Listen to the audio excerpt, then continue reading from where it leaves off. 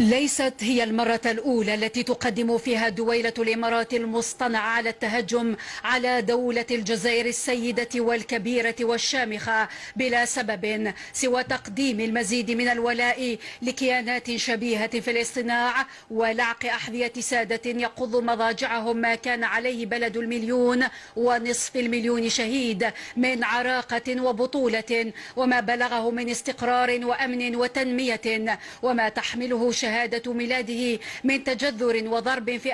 أعماق تاريخ البشرية. وبالرغم من حكمة الجزائر العريقة وتبصرها وتعقلها وهدوئها وسعة صدرها وحرصها على قداسة الملح كما يقول الجزائريون الشرفاء، وعلى الرغم من كل التنبيهات المباشرة والمبطنة التي كانت ترجو من المتآمرين أن يتورعوا ومن فاقدي الشرف أن يسترجعوا بعض دم الوجه الضائع، غير أن دويلة الإمارات المصطنعة تصر على إدارة ظهرها لكل ما سبق من ملح ومودة ولكل ما سجل من مواقف داعمة وناصرة حين التأسيس قبل 5 عقود، فهي دويلة لا يتجاوز سنها عمر أبسط إنجاز حققته جزائر الاستقلال والسيادة.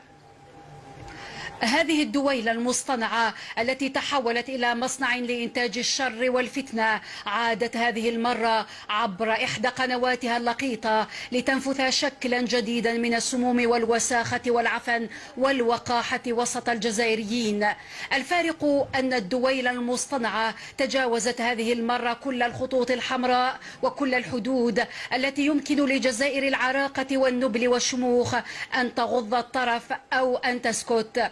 القباحة تجرأت اليوم على أعز ما يملكه الجزائريون وأغلى ما يميزهم، أعز من النفط وأغلى من الغاز، وحدتهم وثوابت دستورهم وأسس هويتهم وانتمائهم، مستغلة وكل مرة صاحب نفس مريضة وتاجر إيديولوجيات في سوق التاريخ، فكانت الأسئلة مسمومة وجاءت الأجوبة وقحة خالية من أي سند علمي وبعيدة عن أي طرح موضوعي. وعاد بنا البرنامج الأرعن إلى أسطوانة مشروخة بالية حاولت وتحاول يائسة التشكيك في أصول الجزائريين وضرب التناغم بين مكونات هويتهم. نسي الأقزام القائمون على دويلة الإمارات المصطنعة أو تناسوا وهم الذين باعوا ما لا يملكون، العرض والحياء والشرف لأسيادهم السفاحين قتلة العزل من الأطفال والنساء والمسنين. قلت نسوا أو تناسوا أن الجزائري الأبي حفيد ماسينيسا ويوغرتا والكاهنة وعقبة بن نافع وطارق بن زياد وبربروس والأمير عبد القادر والشيخ أمود وابن بديس وبالوزداد وبن بولعيد وبن مهيد وكريم بالقاسم ورابح بطاط وبوضياف وديدوش مراد، أن هذا الجزائري الضاربة جذوره في أعماق الأرض والمرتفعة أنفته إلى عنان السماء يمكنه أن يتجاوز عن أي شيء وكل شيء صادر عن شقيق مزعوم ومتآمر منتحل لشخصية الأخ والصديق، غير أنه بأي حال من الأحوال لا يمكن أن يغض الطرف عن الجرأة على وحدته والمساس بأسس هويته وثوابت دستوره، فاليد التي تمتد تقطع والقدم التي تطأ تبتر واللسان الذي يطلق يقلع.